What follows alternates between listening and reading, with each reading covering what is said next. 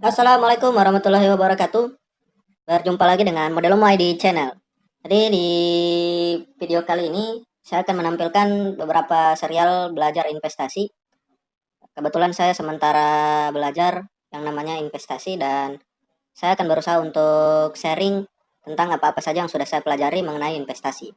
Buat teman-teman yang mungkin baru bergabung di channel ini, mari luangkan waktu kiranya 5 detik untuk menekan tombol subscribe dan nyalakan lonceng untuk membantu Model Modelo ID dalam mengembangkan channel ini. 5, 4, 3, 2, 1. Cekidot.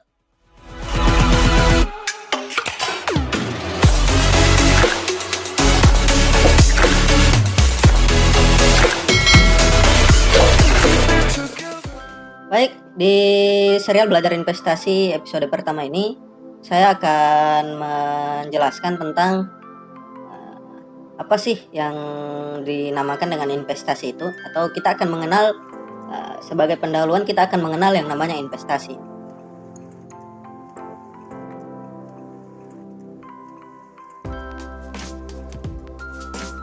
Pokok bahasan yang akan kita bahas di dalam video ini, yang pertama gambaran umum tentang investasi, pengertian investasi, pelaku investasi, dan yang paling penting saya berikan warna merah sebagai penekanan mengapa kita harus berinvestasi, seperti itu. Lanjut yang pertama, di sini sebagai gambaran umum akan saya jelaskan bahwa sudah sangat menjadi hal yang mendasar bahwa sebagai manusia kita tentunya akan bekerja. Nah, kita bekerja ini tujuannya untuk mencari penghasilan. Penghasilan ini atau penghasilan yang kita dapatkan ini tentunya akan kita konsumsi atau bisa dibilang kita pakai atau kita pergunakan, seperti itu. Nah, penghasilan yang nantinya akan kita pergunakan ini tergantung waktunya. Apakah kita akan pergunakan sekarang atau nanti kita akan pergunakan di masa depan. Seperti itu. Jika kita ingin mempergunakan penghasilan kita ini di masa depan atau menyisihkan sebagian penghasilan kita untuk masa depan, tentunya kita harus membatasi atau memporsir konsumsi penghasilan kita di masa sekarang. Sebagai contoh, misalnya kita mempunyai penghasilan 3 juta per bulan. Kemudian kita konsumsi atau kita memilih, jika kita memilih mengkonsumsi penghasilan kita itu di masa sekarang, maka kita akan menghabiskan 3 juta dalam sebulan ini. Namun jika kita memilih untuk menyimpannya atau menggunakannya nanti di masa depan, kita dapat membaginya, yakni 2 juta di masa saat ini dan kita simpan 1 juta untuk kita pergunakan di masa depan, seperti itu. Jadi, jika kita mempergunakan atau menyimpan uang 1 juta dari penghasilan kita ini untuk masa depan, maka selama 5 tahun, uang 1 juta tiap bulan yang kita simpan tersebut, selama 5 tahun akan menjadi sejumlah 60 juta rupiah. Jadi inilah salah satu hal mendasar yang menjadi gambaran apa sih itu yang namanya investasi. Sekarang kita akan mengenal lebih jauh sebenarnya dari segi bahasa ataupun pengertian apa itu yang dinamakan dengan investasi. Nah, investasi itu adalah komitmen atas sejumlah dana atau sumber daya lainnya yang dilakukan pada saat ini dengan tujuan memperoleh sejumlah keuntungan di masa depan. Seperti itu. Jadi kita berkomitmen untuk mempergunakan sejumlah dana ataupun sumber daya yang kita miliki untuk kita kemudian akan pergunakan untuk memperoleh keuntungan di masa mendatang, begitu. Sebagai contoh, ketika kita menabung di bank, contoh 1 juta tiap bulan, selama 5 tahun mungkin kita akan mendapatkan sejumlah 60 juta rupiah. Atau belajar juga bisa dikatakan sebagai berinvestasi, karena waktu dan tenaga yang kita gunakan untuk belajar pada saat ini itu akan menjadikan sebuah keuntungan di masa mendatang, seperti itu. Yang berikutnya jenis-jenis investasi. Di sini investasi itu secara umum dikategorikan menjadi 2 jenis. Jadi ketika kita berinvestasi, itu kita akan menginvestasikan yang pertama pada aset real. Jadi aset real ini adalah aset yang kita miliki dan nantinya akan bisa memperoleh keuntungan di masa mendatang, dan itu bentuknya dari segi fisik nyata dapat kita lihat, seperti itu. Contohnya kita berinvestasi pada rumah. Jadi kita membeli rumah pada hari ini, 5 tahun ke depan kita jual, itu akan memperoleh keuntungan berdasarkan kenaikan dari inflasi atau kenaikan harga-harga barang, termasuk juga rumah. Tanah juga seperti itu. Kita beli tanah sekarang, kita simpan hingga 5-10 tahun ke depan, itu dapat memperoleh keuntungan. Beternak apalagi, kita beli sapi yang masih umur muda, ayam dan juga kambing mungkin, dan dalam waktu beberapa tahun ternak kita itu akan tumbuh dan juga akan bereproduksi, akan mempunyai keturunan, sehingganya keuntungan kita akan berlipat ganda dari situ. Dan juga tentunya emas juga adalah salah satu barang yang dapat kita investasikan untuk memperoleh keuntungan di masa depan. Yang kedua adalah aset finansial. Nah, aset finansial ini adalah aset yang tentunya berbau tentang uang atau hal-hal yang berhubungan dengan uang dan sebagainya. Apa yang membedakan dengan aset real? Yang membedakannya adalah dari segi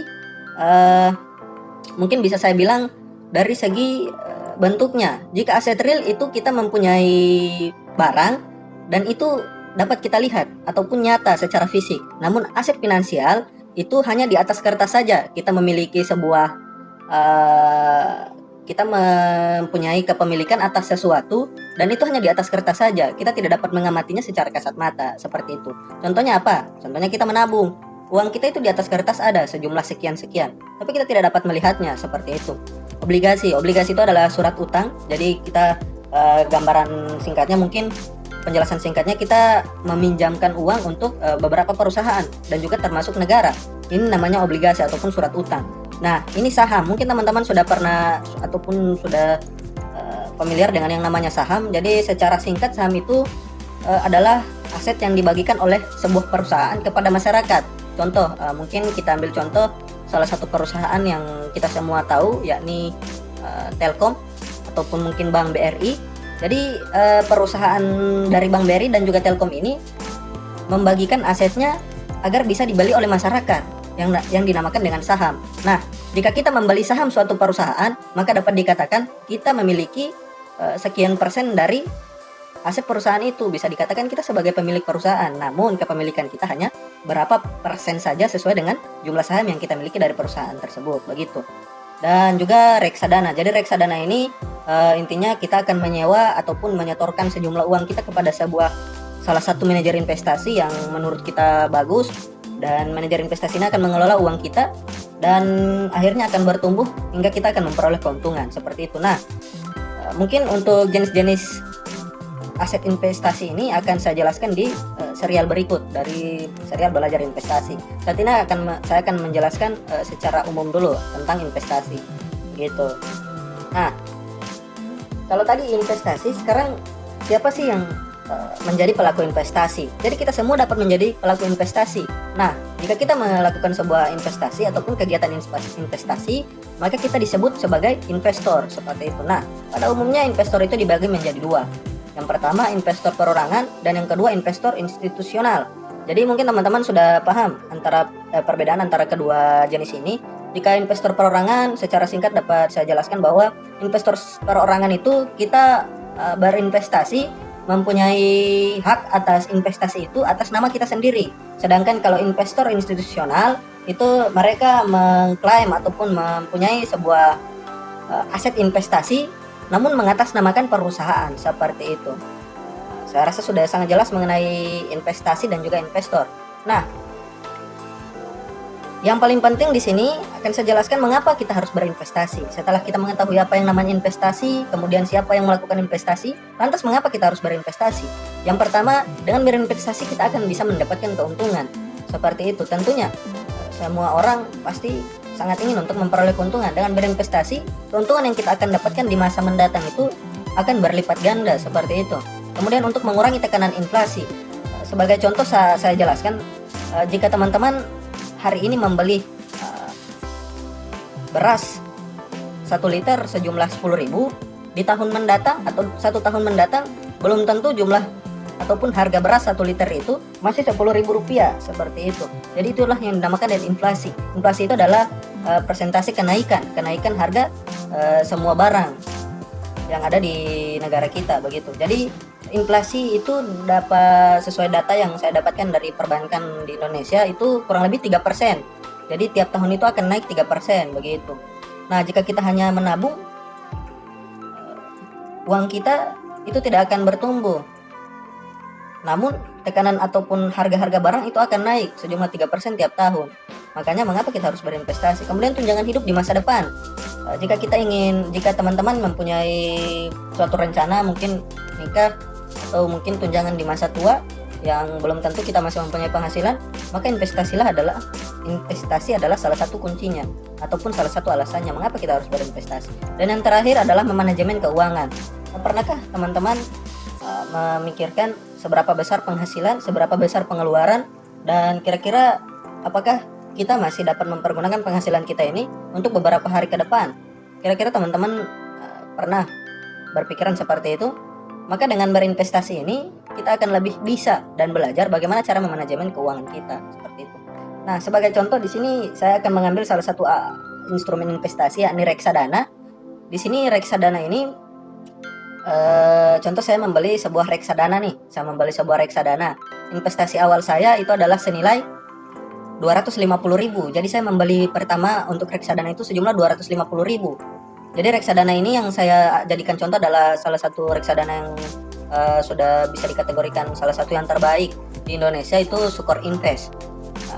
Reksadana Sukor Invest, reksadana saham Sukor Invest ini saya beli di awal 250.000. Kemudian setiap bulannya saya menginvestasikan 500.000. Saya sisihkan sekian persen dari penghasilan saya. Dalam hal ini saya contohkan 500.000 saja untuk saya simpan atau saya belikan reksadana ini. Jadi saya rutin seperti itu setiap bulan. Nah, dalam jangka waktu kurang lebih 5 tahun, 2014 sampai dengan 2019, maka hasil investasi yang bisa saya dapatkan adalah di 5 tahun mendatang sejumlah Rp45.387.000, seperti itu. Atau kita mendapatkan keuntungan 50%, yakni senilai Rp15.137.000. Ini adalah angka yang sangat besar, teman-teman. Jika kita menabung uang kita 500.000, 250.000 di awal dan tiap bulan 500.000 selama 5 tahun, itu hanya akan menjadi 30 juta jika kita menyimpannya mungkin di celengan, di rumah, atau mungkin di bank. Tapi ketika kita membeli reksadana ini pada tahun 2014, di tahun 2019 dengan nilai investasi seperti ini, uang kita itu akan bertambah sejumlah 15 juta rupiah sehingga menjadi totalnya 45 juta. Inilah salah satu alasan mengapa kita harus memulai investasi. Kita bisa mendapatkan return ataupun pengembalian ataupun keuntungan ataupun bunga. Keuntungan yang bisa kita dapatkan dari investasi kita. Dalam hal ini untuk tahun 2014 hingga 2019, return yang bisa kita dapatkan yakni sebesar 50%. Berikut grafiknya. Di sini yang hijau ini adalah dana investasi kita. Yang biru itu adalah contoh kita menginvestasikan di tabungan di bank, dan yang orange ini adalah inflasi. Kemudian yang hitam atau abu-abu ini adalah hasil investasi kita. Nah, jika kita hanya menginvestasikan atau menyimpan uang kita setiap bulan 500.000 di rumah atau di celengan, itu tabungan kita akan berada di grafik seperti ini. Jika kita menabungnya di bank, mungkin akan bertumbuh seperti ini. Sedangkan tiap tahun itu inflasi ataupun harga-harga barang itu akan naik seperti ini, yang orange ini. Sehingganya ini tidak dapat menjadi jaminan bahwa kita bisa dikategorikan sebagai orang yang sejahtera di 5 tahun mendatang, karena laju inflasi bisa menekan tabungan kita seperti itu. Nah, lain halnya jika kita berinvestasi. Ini adalah hasil investasi kita di 45 juta. Seperti itu. Jadi kayaknya teman-teman sudah paham mengapa kita harus berinvestasi. Jadi ini hanya salah satu ya teman-teman. Ini hanya salah satu saja simulasi yang sudah pernah ada dari tahun 2014 sampai tahun 2019 di reksadana Sukor Invest saham. Seperti itu. Nah, sehingganya saya bahas lagi, mengapa harus berinvestasi? Mari kita tanyakan kepada diri kita masing-masing, berapa keuntungan Anda hari ini dan nantinya di masa mendatang? Apakah itu sudah cukup? Apakah kita dapat memperoleh keuntungan yang lebih besar lagi? Maka itulah kenapa kita harus berinvestasi. Yang berikut, apakah kita dapat melawan tekanan inflasi? Sebenarnya tidak, kita tidak dapat melawan tekanan inflasi jika kita menabung uang kita di rumah atau mungkin di bank, di tabungan biasa. Tetapi lain halnya, hal ini kita dapat lawan, tekanan inflasi ini dapat kita lawan jika kita melakukan investasi. Itulah yang menjadi latar belakang ataupun alasan mengapa kita harus berinvestasi. Yang ketiga, bagaimana tunjangan di masa depan Anda? Bagaimana nanti Anda akan menikah? Atau bagaimana nanti Anda di hari tua? Apakah Anda yakin nanti kita menikah mempunyai uang cukup? Ketika kita sudah tua, kita mempunyai uang yang cukup untuk menghidupi ataupun mensejahterakan kita. Ya, kita dapat mempunyai tunjangan yang cukup di masa depan jika kita berinvestasi. Dan pernahkah Anda memikirkan manajemen keuangan kita masing-masing? Seberapa besar penghasilan kita, seberapa besar pengeluaran kita? Apa yang bisa kita dapatkan dari penghasilan itu? Apakah kita bisa mendapatkan keuntungan yang lebih dari penghasilan kita? Jawabannya ya. Jadi keempat pertanyaan ini akan terjawab dengan kita berinvestasi. Jadi mungkin hanya itu saja serial investasi ataupun serial belajar investasi episode 1 tentang mengenal investasi. Like jika Anda suka, komen jika ada yang ingin ditanya, share untuk saling berbagi manfaat dalam video ini. Dan jangan lupa di subscribe, nyalakan lonceng untuk mendapatkan updatean terbaru dari Modelomo ID Channel. Sekian dari saya. Assalamualaikum warahmatullahi wabarakatuh.